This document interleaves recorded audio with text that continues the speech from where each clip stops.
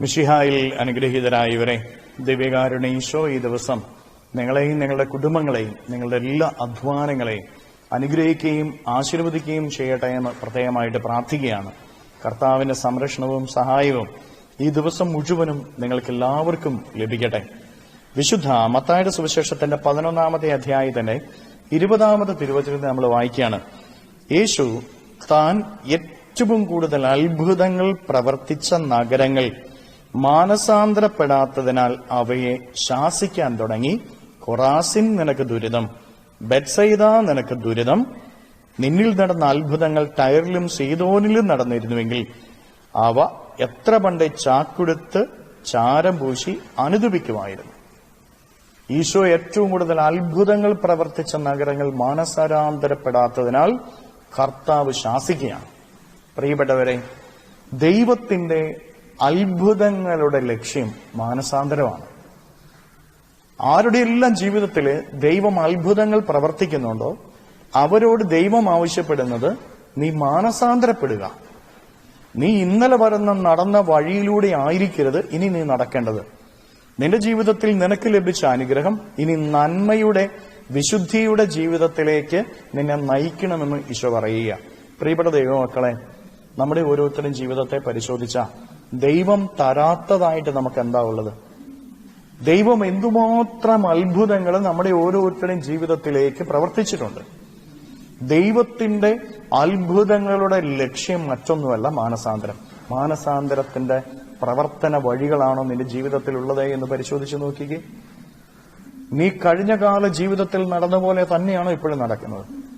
തിന്മയുടെ വഴിയിലൂടെയാണോ നടക്കുന്നത്? പ്രാർത്ഥനയില്ല, വിശ്വാസമില്ല, വചനവായനയില്ല, ബലിയർപ്പണങ്ങളില്ല. നിനക്ക് തോന്നിയ പോലെ നിനക്കിഷ്ടമുള്ളതുപോലെ പ്രവർത്തിച്ച് നടക്കുന്ന ഒരു വ്യക്തിയാണോ നീയെങ്കിൽ കർത്താവ് നിന്നെ നോക്കി ശാസിക്കും. ദുരിതമെന്ന് പറയുമെന്ന് തിരിച്ചറിഞ്ഞുകൊള്ളുക.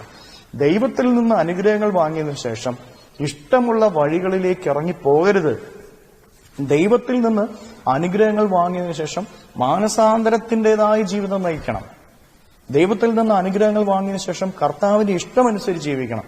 എങ്കിലേ ആ അത്ഭുതങ്ങൾ നമ്മുടെ ജീവിതത്തിൽ തുടർന്നും നിൽക്കുകയുള്ളൂ. ഇല്ലെങ്കിൽ നമ്മൾ ദുരിതങ്ങളിലേക്ക് പോകുമെന്ന് തിരിച്ചറിയണം. പലരുടെയും ജീവിതത്തിൽ അത്ഭുതങ്ങൾക്ക് പിന്നാലെ ഓടി അത്ഭുതം മേടിച്ചതിന് ശേഷം സ്വന്തം ഇഷ്ടപ്രകാരം ജീവിക്കുന്ന അവസ്ഥകളുണ്ട്.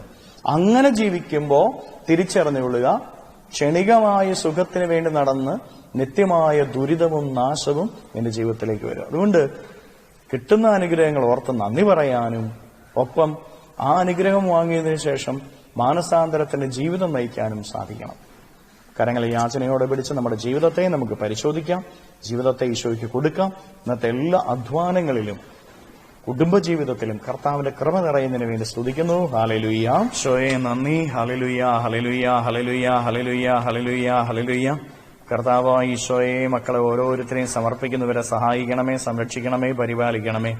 ഇവരുടെ ജീവിതത്തിൽ നിന്ന്, ജീവിത വഴികളിൽ നിന്ന്, അധ്വാന മേഖലകളിൽ നിന്ന് സർവ്വ തിന്മകളും ബന്ധനങ്ങളും കെട്ടുകളും പിശാചിന്റെ ഉപദ്രവങ്ങളും നാരകീയ ശക്തികളുടെ പ്രവർത്തനങ്ങളും ദുഷ്ടാത്മശക്തികളുടെ പ്രവർത്തനങ്ങളും പൈശാചിക അരൂപികളുടെ പ്രവർത്തനങ്ങളും നിർവീര്യമായി തീരട്ടെ എന്ന് ദിവ്യകാരുണ്യത്താൽ കൽപ്പിക്കുന്നു.